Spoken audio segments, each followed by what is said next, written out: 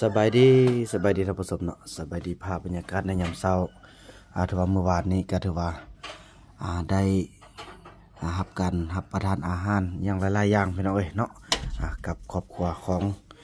ย่าแม่ดาวอนสีหาราชพี่น้องเอ้ยโอ้เปิดพาดมาตอนเช้าพี่น้องเอ้ยส่วนบ่าวบุญนำก็นอนห้องนี้เนาะห้องนี้พี่น้องเอ้ยโอ้ถูกขักขนาดบุญมียานพี่น้องเอ้ยเนาะ แต่เอาไปมาได้ดีลืมขนาดละแล้วก็ซาติกนอนห้องนี้เนาะพี่น้องเอ้ยเนาะโอ้มีกระต่ายพี่น้องเอ้ยนี่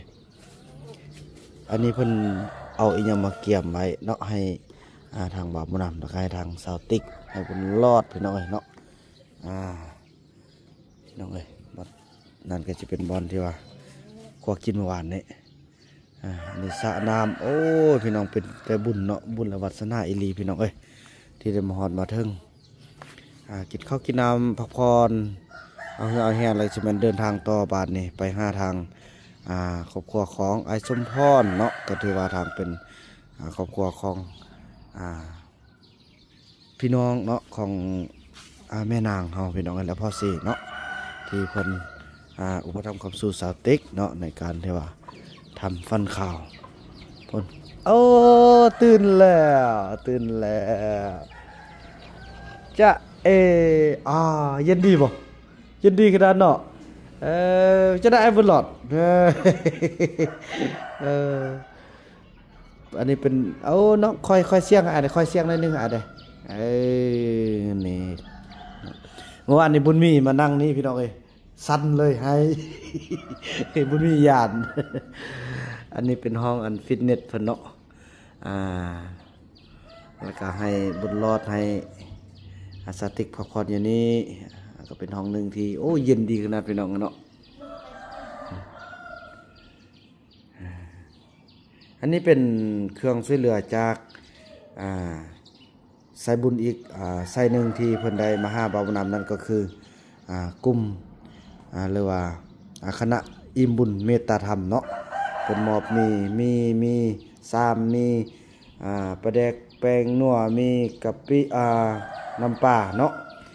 มีสไลด์มีหลายอย่างแล้วก็มอบเงินให้ทางไอ้บุญรอดไอ้บุญรอดนบงามพี่น้องเมื่อวานเพิ่นได้เงินเด้เพิ่นนบเนาะงามก็เนาะสร้างนบก็นี่แหละพี่น้องซ้อนกันไปเดี๋ยวได้เบิ่งทางซองใหญ่พี่น้องเพิ่นนบเอาป๊อดความงามขนาดเลยนี่ไอออกไปเล่นนอกกันเด้อ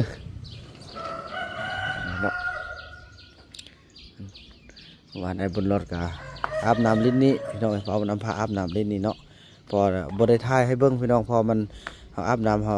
บรินุ่งเครื่องเนาะมันก็เลยบสุภาพก็เลยมันพาบนรถเจียแล้วก็มันลอยลิ้นบอลอันเล็กน้อยนี่พี่น้องเนาะสระน้ำนี่เพิ่นมีอันบำบัดน้ำเสียเลยพี่น้อง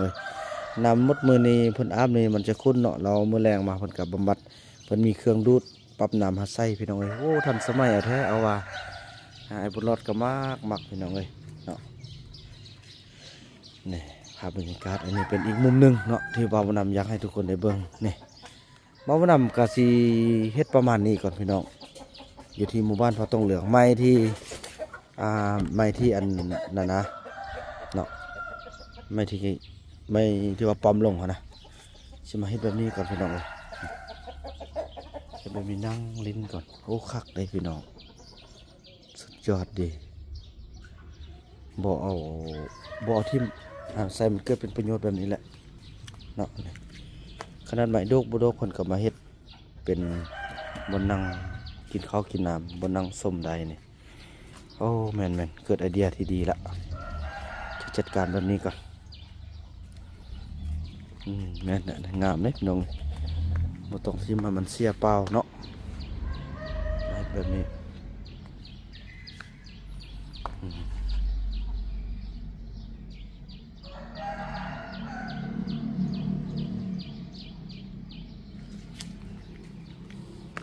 อันนี้คือโฮงรอปฏิมากรรมลานสร้างพี่น้องเนาะเรานำจะให้เบิ่งหลายๆมุมในมื้อนี้ โอ้ย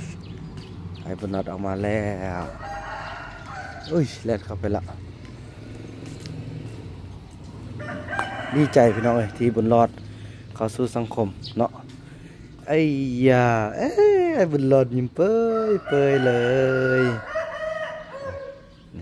กระต่ายโอ้ยน้องเจ้ากระต่ายน้อยเจ้ากระต่ายน้อยเจ้ากระต่ายน้อยจับแด้โอ้ยจับบ่ได้พี่น้องเนาะไปเบิ่งอันนี้คือห้องรอปฏิมากรรมลานสร้างที่บนหน้าเสื้อจะยังเลือเนาะซีโมของคนหลายพี่น้องเลยจากการที่ว่าเมื่อก่อนเนาะได้ถือกวดตอนถือศึกสงครามอย่างต่างแต่กับบนหน้าเสื้อว่าจะยังฆ่ายังลงเรืออยู่ตระกูลดาวอนซีฮาลาดเนาะนี่อันนี้เพิ่นก็มีการรอพระพุทธรูปรอทุกอย่างที่เหมือนที่เราอยากให้เป็นพี่น้องเอ้ยแม้แต่รูปของคนเฮาเองเนาะเพิ่นก็สามารถรอได้ต่อไปถ้ามีโอ้พี่น้องเอ้ยถ้ามีศรัทธาเนาะก็อยากเฮ็ดเป็นรูปรอของอันเมทาบุเนาะเมทาบุที่เพิ่นเสียจากไปพี่น้องเอ้ยก็สิเป็นเพิ่นนี่แหละพี่น้องเอ้ยเพียงแต่มีรูปเนาะโอ้อีแม่เพิ่นมาแล้วสบายดีตอนเช้าแม่โดยแม่โอ้นอนรับแบบความลับดีนะแม่บ่ฟันยังเลยโดยแม่นี่แม่เพิ่นออกตลาดมาแต่เช้าพี่น้องเอ้ยเนาะนี่ไอ้บุญรอดโอ้ยดีใจที่ไอ้บุญรอดมาเลาะมาเที่ยวบุญมีกันแล่นเต็มที่เลยอยู่บ้านบ่มีเดินแล่นได้แม่ไอ้บุญรอดลูกพ่อเป็นสิเป็นประสุมโอ้อีพ่อเขาสิเป็นปีราคารถนั่นเองโอ้โดยพอดีมามื้อนี้ก็มันถึกมือที่อันพ่อเพิ่นเกษียณเนาะแบบว่าเพิ่นพักผ่อนพี่น้องเอ้ยก็ว่าเพิ่นก็เฮ็ดเวียกนำภาครัฐเฮามาหลายปีก็ได้ว่ามาฮอดปีนี้เพิ่นก็โอ้40กว่าปีพุ่นเนาะเพิ่นก็ได้เกษียณเนาะอันทางฝั่งไทยเพิ่นว่าเกษียณนั่นแม่เนาะเกษียณแล้วพักผ่อนโดยแม่เถอะพี่น้องอันนี้มันเป็นยังแม่ข้าวเปียกบ่เอาข้าวเปียกมีอันนี้นี่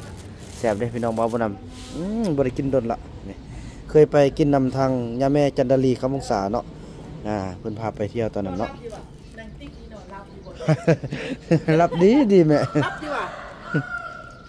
บ่รับเบิ่งใช่เมื่อคืนน้องนอนบ่รับเลยรับอยู่ตีนอนเนี่ยโอ้ยนอนบ่ฮู้ความซื่อแม่นอนเพิ่นว่าเลยเดี๋ยวจะได้พนักงานมาแล้วให้กาแฟแล้วโดยโดยแม่โดยพอเพิ่นมีพนักงานอยู่10ปลายกว่าคนพี่น้องเอ้ยเนาะ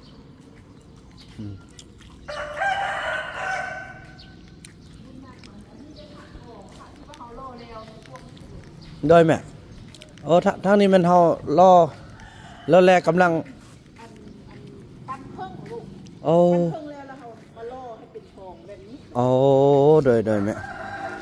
นี่ลูกขออนุญาตพา FC เบิ่งได้แม่เด้อเนี่ยอันนี้ก็ถือว่าเป็นการที่ว่ารอเนาะพี่น้องเนาะแล้วก็เก็บรายละเอียดพี่น้องเก็บให้มันละเอียดเนาะอยู่พุ่นก็จะเป็นการที่ว่าปั้นรูปปั้นเพิ่งพี่น้องเอ้ยเนาะบ่าวนำก็บ่เข้าใจเนาะแต่ว่า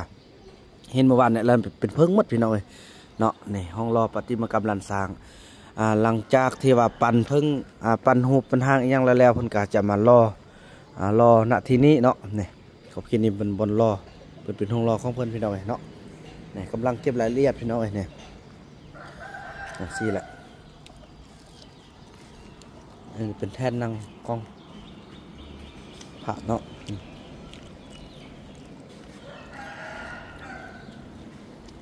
พี่น้องเอ้ย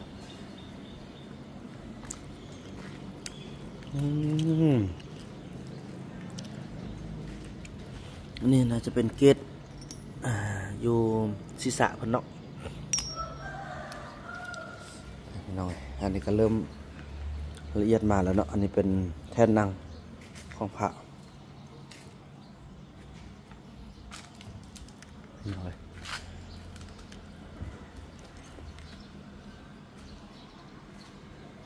สีมืออันงดงามเลยพี่น้องเนาะกำลังสร้างกำลังต่อกำลังจอดพี่น้องเอ้ยเนาะสมชื่อว่าเป็นห้องรอปฏิมากรรมลานสร้างอีหลีพี่น้องเอ้ยเนาะนี่ก็จะเป็น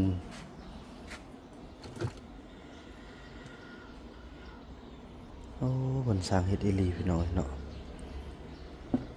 ขออนุญาตเด้อซุปเขาเนาะงามพี่น้องเอ้ย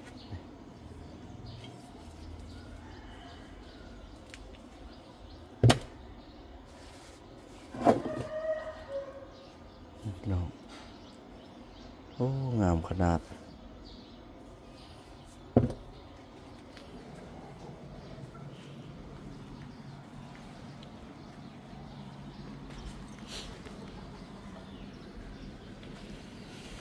โซนนี้จะเป็นการที่ว่ารอพระพุทธรูปแล้วก็รอรูปเหมือนเนาะพี่น้องเนาะทางนี้ส่วนโซนนี้ก็จะเป็นการอัดซีดการตกแต่งรถจะมีอันฝั่งนั้นก็เป็นสาขาหนึงอีกเนาะแม่เนาะมันหานเฮาโดย โดยแม่ก็เทว่า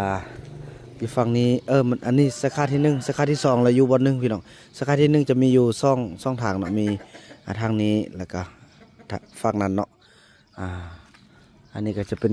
บอนห้องรอเฮาหมดพี่น้องเลยเนาะอันนี้ก็จะเป็นโซนที่ว่ากินกาแฟเนาะกาแฟคาปูชิโน่กาแฟ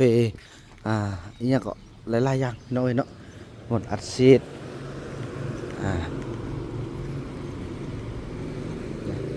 อยู่นี่จะเป็นอันห้องคาเฟ่เนาะเมื่อวานนี่ก็โอ้ป่าพี่น้องเลย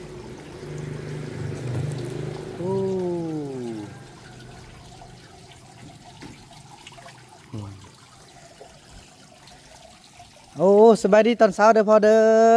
สบายดีเด้อให้พ่อจะไปกันหรือบ่มีที่กระทรวงการเงินเชิญเขาไปเด้อเกี่ยวกับเรื่องเพิ่นสิมอบกับมาชิดรถเด้อจากไปเหลืองในวันนี้เนาะโดยลูกกากินข้าวกินน้ำอีแม่แล้วลูกก็สิได้เดินทางต่อพ่อเอ้ยเนาะโอกาสหน้าพ่อก็ไปย้ำลูกไปย้ำลั่นเด้อพ่อเด้อ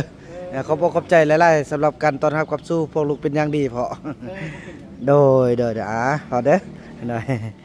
พี่น้องเนาะอีพ่อเพิ่นก็สิไปเวียกไปประชุมพ่อเพิ่นเกษียณเนาะเพิ่นก็ได้มอบรถมอบแต่ว่าเปลี่ยนปลายพี่น้องปลายจากไปลัดเนาะให้มันเป็นปลายบุคคลปลายเรื่องนะเนาะพี่น้องอันนี้จะเป็นบอลตกแต่งรถพี่น้องเนาะเนี่ยเมื่อวานนี้เพิ่นตกแต่งคันนึงพี่น้องแต่ก็แล้วออกไปแล้วเนาะอันนี้ก็น่าจะเป็นคันที่2แล้วนี่ที่มาตกแต่งเนาะยังต่างเนี่ยฝั่งนี้มันบอลตกแต่งรถหรูยังต่างพี่น้องเนาะอันนี้ของเป็นกิจกรรมของครอบครัวแม่ดาวอนสีหราดมดเนาะฝั่งนั้นก็จะแมนพ่นสีอบยังต่างตกแต่งภายนอกภายในพี่น้องเอ้ยเนาะอะไรเครื่องต่างๆโอ้ดิซูน1เป็นรถคันที่1ของรถประเภทนี้แล้วเด้พี่น้องเอ้ยเนาะโอ้แลนด์โรเวอร์เดี๋ยวนี้พี่น้องแม่นบ่คำว่าซูน1นี่จะเป็นคันที่1พี่น้องเนาะที่ว่านำเข้าเป็นคันที่1แม่นแลนด์โรเวอร์เนี่ยโอ้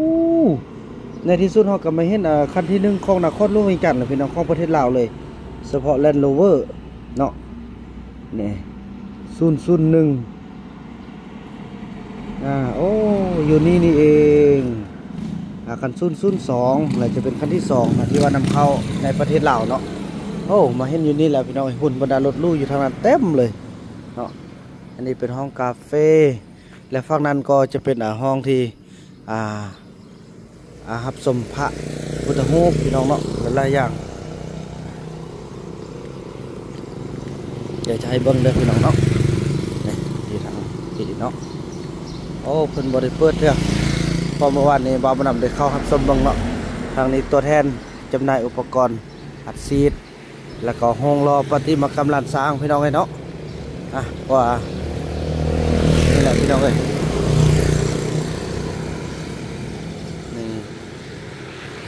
แหละโอ้พี่น้องใจดีใจเมตตาขนาดพี่น้องว่าเป็นบุญของบ่าวบ่นำและกระทั่งเป็นบุญของชาวติ๊กผมด้วยครอบครัวพี่น้อง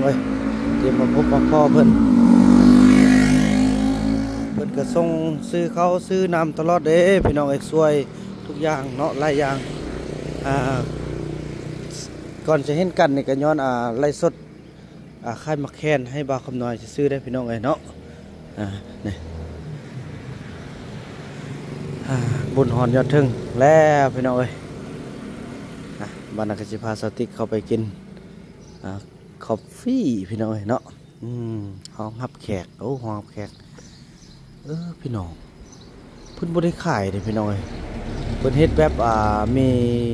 แขกมาล้างรถมาตบแต่งเนี่ยเข้าไปพักเนาะเข้าไปพักแล้วก็เป็นรับแขกหันเนาะพี่น้องดื่มกาแฟแบบเป็นกันเองเลยพี่น้องเนาะ